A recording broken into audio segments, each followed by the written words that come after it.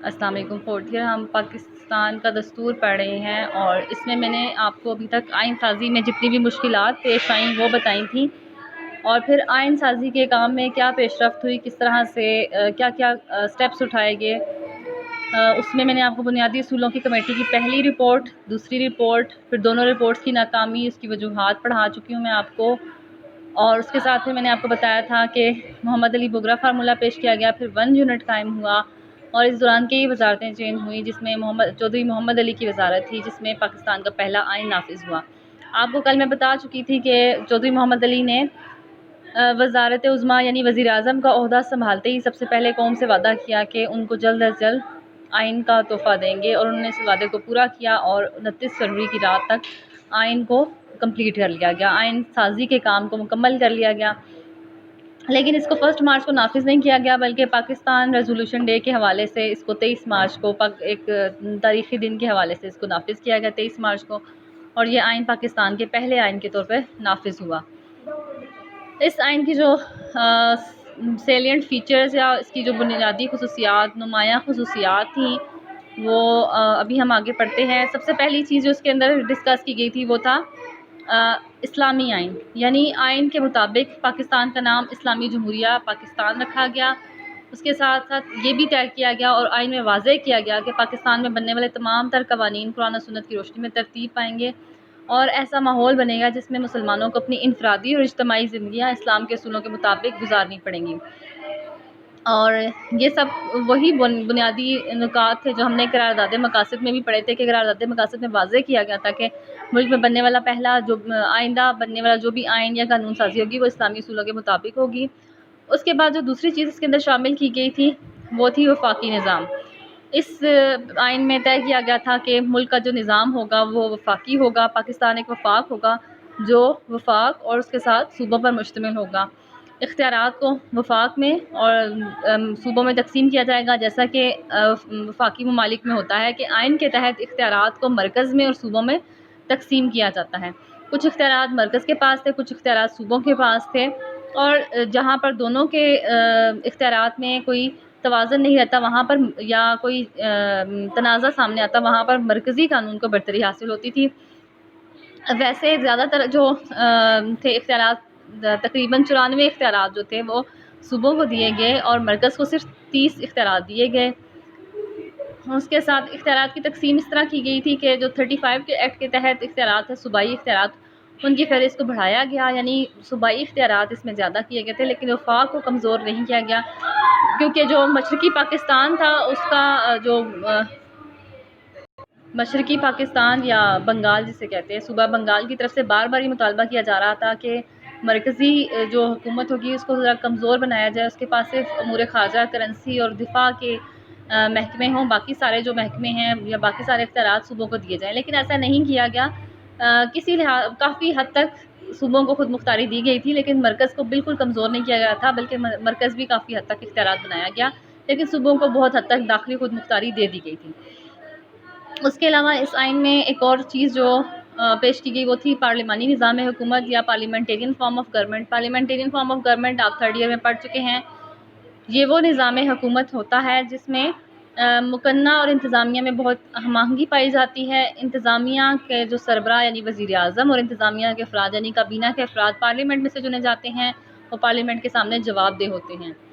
اور پارلیمانی نظام کو رائج کرنے کا ایک مقصد یہ بھی تھا کہ صدارتی نظام سے آمریت کا خدشہ زیادہ رہتا ہے، اس لیے کہ اگر ملک میں سیاسی لحاظ سے عدم استحکام ہو، عوام سیاسی لحاظ سے زیادہ شعور نہ رکھتی ہو، تو ایسے ممالک میں صدارتی نظام میں آمریت کا خدشہ زیادہ پیدا ہو جاتا ہے۔ اس لیے پارلیمانی نظام حکومت کو ہی جس سے یہاں کے عوام واقف تھے، پارلیمانی نظام حکومت کو ہی رائج کیا گیا۔ پارلیمانی نظام حکومت کے تحت صدر ملک کا آئینی سربراہ کہلایا۔ صدر ریاست کا سربراہ تھا جس کے پاس صرف آئینی اختیارات کا مطلب ہوتا ہے برائے نام اختیارات تھے۔ وہ ہر معاملے میں وزیر اعظم کا مشورہ قبول کرنے کا پابند تھا اور صرف علامتی سربراہ تھا۔ صدر کے لیے لازم تھا کہ وہ 40 سال کا ہو، قومی اسمبلی کا رکن بننے کا اہل ہو، اور 2 بار سے وہ منتخب ہو سکتا تھا، 2 بار سے زیادہ کوئی شخص صدر منتخب نہیں ہو سکتا تھا۔ اور صدر کو قومی اسمبلی اور جو صوبائی اسمبلیاں ان کے ارکان کی اکثریت رائے سے ان کو سلیکٹ کیا جانا تھا، صدر کا انتخاب ہونا تھا۔ صدر کا انتخاب دونوں صوبائی اسمبلیاں اور قومی اسمبلیاں مل کر کرتی تھیں، اور اس کے علاوہ صدر کو ہٹانے کا اختیار قومی اسمبلی کو حاصل تھا۔ قومی اسمبلی کے اگر صدر کے خلاف کسی قسم کی کوئی بدعنوانی کا الزام لگتا تو اس کو عہدے سے سبکدوش کرنے کا، یعنی اس کو ہٹانے کا اختیار قومی اسمبلی کے 3/4 ارکان کو تھا، اور اس کے پاس الزامات پر مبنی نوٹس بھیجنے کے لیے بھی کم از کم جو اس کے قومی اسمبلی کے ارکان تھے ان کے 1/3 ارکان کا دستخط ہونا لازمی تھے۔ اس کے علاوہ پارلیمانی نظام میں جو وزیر اعظم کا عہدہ تخلیق کیا گیا تھا، وہ وزیر اعظم کو وہی روایتی مقام حاصل تھا جو کسی بھی پارلیمانی ملک میں ہوتا ہے۔ وزیر اعظم قومی اسمبلی کی اکثریت کا نمائندہ تھا۔ اسمبلی اپنی اکثریت کے ساتھ اسے منتخب کرتی اور اکثریتی سے عدم اعتماد کی تحریک کے ذریعے یا اسے ہٹانے کا اختیار رکھتی تھی۔ وزیر اعظم کے پاس وہ سارے اختیارات تھے جو کسی بھی پارلیمانی ملک کے وزیر اعظم کے پاس ہوتے ہیں۔ پارلیمانی نظام میں بیسکلی جو ایکسیس آف پاور ہوتی ہے وہ ساری وزیر اعظم کے پاس ہوتی ہے، اور پاکستان کے جو 56 کا آئین تھا اس میں بھی وزیر اعظم کو بالکل اسی طرح کے اختیارات حاصل تھے۔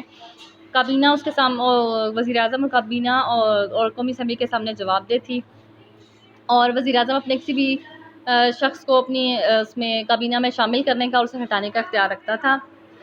اس کے علاوہ قومی اسمبلی تھی، ملک کی قانون ساز اسمبلی کا نام قومی اسمبلی رکھا گیا تھا، اور قومی اسمبلی ایک ایوان پر مشتمل تھی، اور اس کے کل ارکان کی تعداد 300 تھی، اور دونوں صوبوں سے تعداد مساوی رکھی گئی تھی۔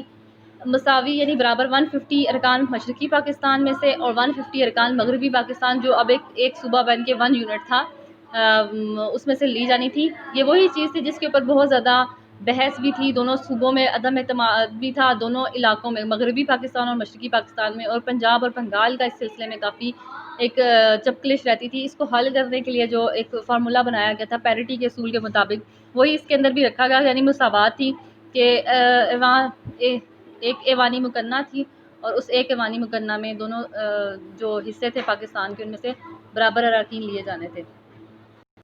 ویسے روایتی طور پر ہر وفاقی ملک میں مکنہ کے 2 ایوان رکھے جاتے ہیں، لیکن پاکستان ایک واحد ایسی وفاق تھا دنیا میں اس وقت جس میں مکنہ کا یا پارلیمنٹ کا ایک ہی ایوان رکھا گیا تھا، اور پارلیمنٹ کے ایوان کا جو کورم تھا وہ 40 تھا، ارکان کو مکمل آزادی رائے حاصل تھی۔ اس کے علاوہ صوبائی نظام اس کے تحت جو متعارف کروایا گیا وہ پاکستان میں آپ کو میں پہلے بھی بتا چکی ہوں کہ 2 صوبے تھے، مشرقی پاکستان جو بنگال تھا صوبہ، اور مغربی پاکستان جو پاکستان کے ابھی صوبے ہیں جو پورا پاکستان ہے جس میں آتا ہے، اس کو ملا کر ایک 1 یونٹ بنایا گیا تھا۔ یہ 2 پاکستان کے صوبے تھے، دونوں صوبوں میں ایک ہی نظام رائج تھا۔ صوبوں میں جو گورنرز تھے، گورنرز کے ساتھ وزیر اعلیٰ تھے، جیسے پارلیمانی نظام میں ہوتا ہے۔ وزیر اعلیٰ کے پاس اختیارات زیادہ تھے، گورنر کے پاس اختیارات صدر کی طرح برائے نام تھے، اور گورنر مرکزی حکومت کا نمائندہ سمجھا جاتا تھا۔ وزیر اعلیٰ صوبے کی جو مکنہ تھی اس میں صوبے کی مکنہ میں جو اکثریتی پارٹی تھی اس میں سے لیا جاتا تھا۔ وزیر اعلیٰ بالکل اسی طرح کام کرتا تھا جس طرح کے مرکز میں وزیر اعظم۔ اس کے علاوہ کچھ ہنگامی اختیارات بھی تھے۔ اس کے علاوہ ہنگامی اختیارات بھی آئین میں شامل تھے کہ اگر کسی سلسلے میں صوبائی انتظامیہ کا حالات پر کنٹرول نہ رہے یا کسی قسم کی ہنگامی سچویشن کا سامنا کرنا پڑے تو مرکزی حکومت کو اختیار تھا کہ وہ صوبے کا جو سارا ایڈمنسٹریٹو نظام تھا، نظم و نسق تھا، وہ اپنے پاس لے سکتی تھی اور صوبے میں گورنر راج نافذ کر سکتی تھی۔ یہ ہنگامی اختیارات ہندوستان، آسٹریلیا اور جرمنی کے علاوہ کئی ممالک میں مرکزی حکومت کو حاصل ہیں، اور ملک کے دفاع اور خطرات کا مقابلہ کرنے کے لیے خصوصی طور پر یہ اختیارات شامل کیے گئے تھے۔ اس کے علاوہ اس آئین کے تحت ایک اعلیٰ عدالت قائم کی گئی تھی، یعنی کہ سپریم کورٹ، اور سپریم کورٹ کے علاوہ 2 ہائی کورٹس دونوں صوبوں میں قائم تھیں۔ سپریم کورٹ اپیل کے اختیارات رکھتی تھی اور از خود نوٹس کے اختیارات بھی رکھتی تھی، اور سپریم کورٹ کے اندر چیف جسٹس اور کچھ ججوں پر مشتمل تھی۔ ججوں کی تعداد کا تعین آئین میں نہیں تھا، اور اس کا جو مین آفس تھا، ہیڈ آفس، وہ کراچی میں تھا۔ سال میں کم از کم اس کے 2 اجلاس ڈھاکہ میں بھی ہونا ضروری تھے۔ ڈھاکہ یعنی مشرقی بنگال کا جو کیپٹل تھا اس ٹائم، صوبائی کیپٹل۔ عدلیہ کو آزاد حیثیت دی گئی تھی اور اپنے فرائض کے تاکہ وہ اپنے فرائض کو اپنے انصاف کے تقاضوں کے مطابق حل کر سکے۔ ججز کو کی علیحدگی کے لیے مواخذے کی کارروائی کا اختیار قومی اسمبلی کی 2/3 اکثریت کو حاصل تھا، اور صدر کی طرف سے اسے قومی اسمبلی کے اس فیصلے کی توثیق بھی لازم تھی۔ یعنی ججز کو ہٹانا اتنا آسان نہیں تھا۔ بنیادی طور پر عدلیہ کافی حد تک با اختیار بنائی گئی تھی، اور اسے خاص طور پر آئین کی تشریح اور بین الحکومتی یعنی کہ صوبائی حکومتوں کے درمیان کوئی تنازع ہو یا مرکز اور صوبوں کے درمیان کوئی تنازع ہو تو اس طرح کے تنازعات کو بین الحکومتی تنازعات کہلاتے ہیں۔ ان تنازعات کو حل کرنے کا اختیار بھی سپریم کورٹ کے پاس تھا۔ یہ 6 پوائنٹس ہیں اس کے اندر، آپ کے آئین کے اندر جو آپ کی بک میں دیے گئے ہیں۔ اس کے علاوہ آپ اس کے اندر مزید پوائنٹس بھی ایڈ کر سکتے ہیں جو کہ آپ کی بک میں نہیں ہے، میں آپ کو بتا رہی ہوں، آپ نے اپنی اسائنمنٹ میں ایڈ کرنے ہیں۔ اس کے بعد اس کو مزید آپ اس کو ڈیٹیل میں ایڈ کر سکتے ہیں۔ جیسے اس آئین کے اندر یہ ایک آئین بہت زیادہ مختصر آئین نہیں تھا اور نہ ہی بہت زیادہ لمبا آئین تھا، بلکہ اس کا جو حجم تھا وہ نارمل تھا۔ اس کے اندر 250 دفعات تھیں اور اس کے علاوہ اس کے 8 گوشوارے یعنی 8 حصے تھے اس آئین کے اندر۔ اس کے علاوہ آپ اس کے اندر انتخابات کا پوائنٹ خود سے ایڈ کر سکتے ہیں کہ اس میں انتخابات کے حوالے سے کوئی خاص نہیں دی گئی تھی، کوئی خاص واضح پالیسی نہیں تھی کہ انتخابات مخلوط ہوں گے یا جداگانہ ہوں گے یا کتنے عرصے بعد ہوں گے، 5 سال 3 سال بعد کیسے انتخابات ہوں گے، اس طرح کی کوئی انتخابات کے بارے میں یہ آئین بالکل خاموش تھا۔ اس کے علاوہ آئین زیادہ لچکدار نہیں تھا لیکن زیادہ ریجڈ یا زیادہ سخت نہیں تھا۔ آپ اس کے بارے میں یہ پوائنٹ ایڈ کر سکتے ہیں کہ نیم استوار آئین تھا، نہ تو بہت زیادہ لچکدار تھا نہ بہت زیادہ ریجڈ تھا، یعنی آئین میں ترمیم کرنا مرکزی جو اسمبلی تھی اس کے 2/3 اکثریت سے آئین کے اندر ترمیم کی جا سکتی تھی اور بہت زیادہ مشکل نہیں تھا لیکن بہت زیادہ آسان بھی نہیں تھا۔ اس کے علاوہ اس کے اندر ایک پوائنٹ جو مسنگ ہے وہ یہ ہے کہ قومی زبان، اس آئین کے تحت جو بنگالی اور اردو دونوں کو قومی زبانوں کا درجہ حاصل تھا، وہ آپ کی بک کے اندر پوائنٹ مسنگ ہے، وہ آپ ایڈ کر سکتے ہیں کہ قومی زبان اردو اور بنگالی دونوں کو قومی زبان کا درجہ حاصل تھا۔ اس کے علاوہ سرکاری زبان اگلے 20 سالوں تک انگریزی کو ہی رکھنے کی تجویز پیش کی گئی تھی۔ اور بس اتنے ہی ہیں اس کے پوائنٹس، آج کے لیے اتنا ہی، لیکچر کافی ہے۔ اوکے، اللہ حافظ۔